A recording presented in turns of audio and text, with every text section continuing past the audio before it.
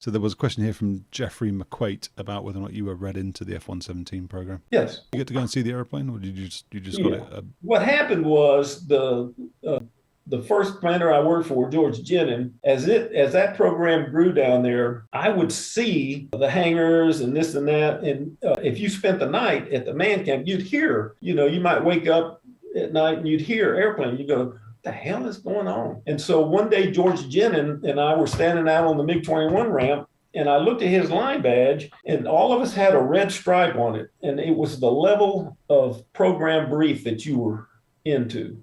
And we had a gold stripe. And I said, the hell is that? He goes, it's a read-in for that program down there. And tonight we're going to go down there. So I went down like at 10 o'clock and go in this hangar, and they have all these papers and sign this, and this is, super secret and everything and whatever. And so then they play some music and they open this door, and I go in this hangar, and there it is. And it's sitting there in the hangar. And the guy, Wally, the guy that's showing it to me, I knew him. I go, what the hell is that? He goes, it's a 117 night off. No wind. It looks like a Duber or a Cocker. I mean, is it covered, or is that really the thing on it? He said, no, that's it. It doesn't come off. That's it. And so we got read in. And so the next day I have a strike. And so what happened was I said, okay, one night I said, for all of you who want to, why don't we go back up from the man camp? Man camp was about 10 miles from the base. I said, why don't we go back up to the base about 10 o'clock tonight and just sit out and look at the stars, take our lawn chairs up there. Who wants to do that? So we go up there, and here they come.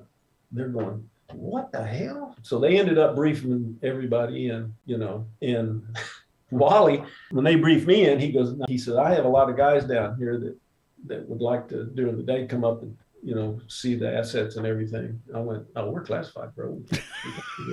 I said, we can't just be showing just anybody our shit. He said, come on. So, we briefed them in too. I'll tell you a story. We asked them one time, I asked one of the guys, I said, during the day when you guys are sleeping up at the man camp, because we would come back over the man camp, I'd say, are we making noise? I mean, if we need to, we'll figure out a way to not make noise and interrupt your, crew rest and all that. And he goes, dude, you ain't gonna make enough noise in that little thing to bother us. Oh, okay. So next morning, we have our little briefing, and I go, okay, today we're going to start new recoveries in the Tonopah. They're called boom recoveries. Everybody's going, what the hell is that? And I said, what it is save a couple of liters of gas, and when you come back, I want you to get real high, and I want you to point at the man camp and go as fast as you can, and then a couple of 1,000 feet above it, sling sonic booms one after the other.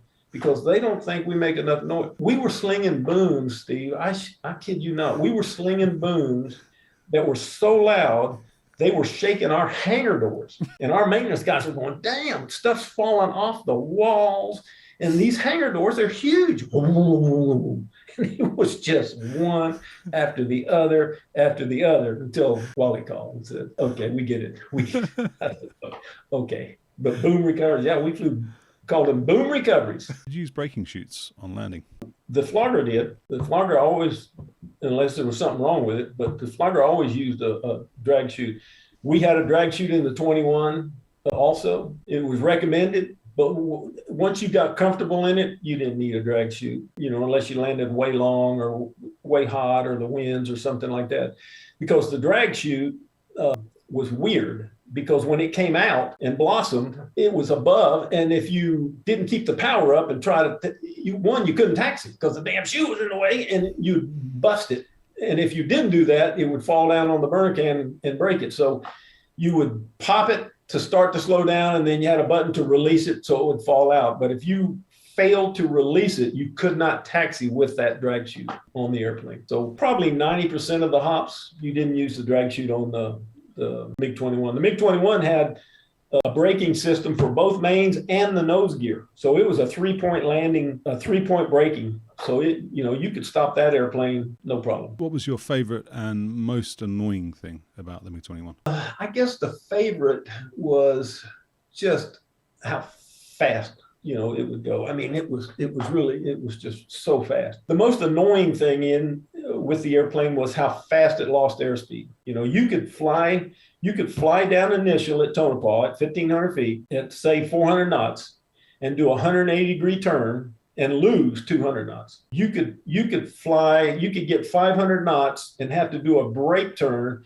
and get 180 degrees a turn later and have 150 knots. So your airspeed, you just pissed away airspeed like you can't believe because of that 57-degree swept delta wing. It just had no lift whatsoever, none. So it would lose airspeed, which sometimes can be an asset, if somebody's really closing on you. But sometimes you can lose airspeed so fast that you can't even keep track of it. Speaking of which, you did say at the beginning that you didn't do all your 500 in the same aeroplane. Did they have idiosyncrasies? I mean, given the history of some of these things, I talked to Bob Drabant, who had sort of come in and helped try to get some of these back to flyable status. Did you get to learn the idiosyncrasies of each one?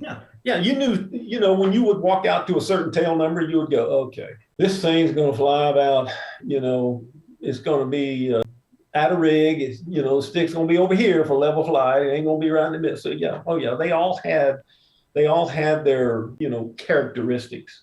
Unlike the F-7, when it came, they were all exactly the same. But they all had their own little character. It's like a personality. You go out, okay, this thing's going to, react this way. It's going to this, that, and it's going to have slow burner light. It's going to have this, yeah.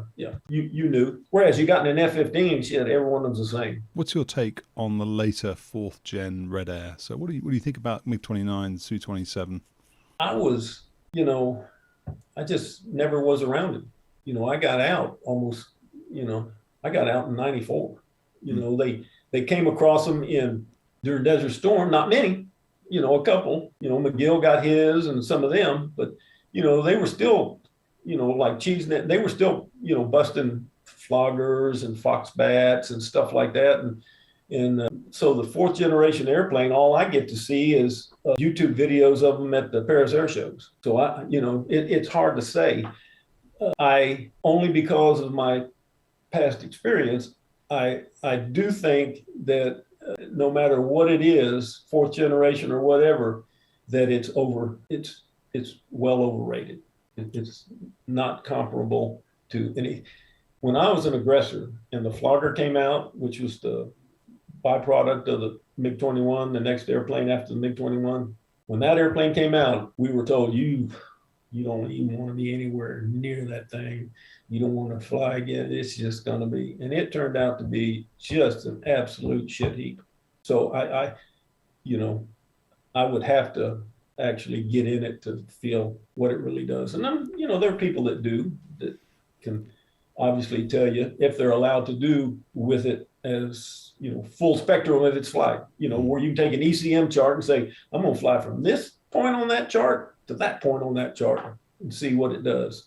I'm not going to go out and just measure, there's an extra angle of attack, there's an extra degree and a half of turn rate. I want to know what it does. I want to know what its corner velocity is, and I want to know what it can sustain in G's and what it can hold in G's. I mean, that's what I want to know, and I want to see it from 0 to however fast it's supposed to be able to go. I mean, there were times, Steve, there were times when you'd be in the high 40s looking for a guy, and you'd see him down there, a little bitty guy flying along in red flag or whatever, and you'd roll that damn MiG over and point at the ground, and you'd go 750 knots. You go by an Eagle like it just flamed out, just speed is life, Some people say sight is life, but speed is life. I mean, it would scream. And that's what I would want to see in the 4th generation. If you enjoyed this clip and want more, you can go to 10percenttrue.com, hit subscribe, and get early ad-free access to all my content. Appreciate your support.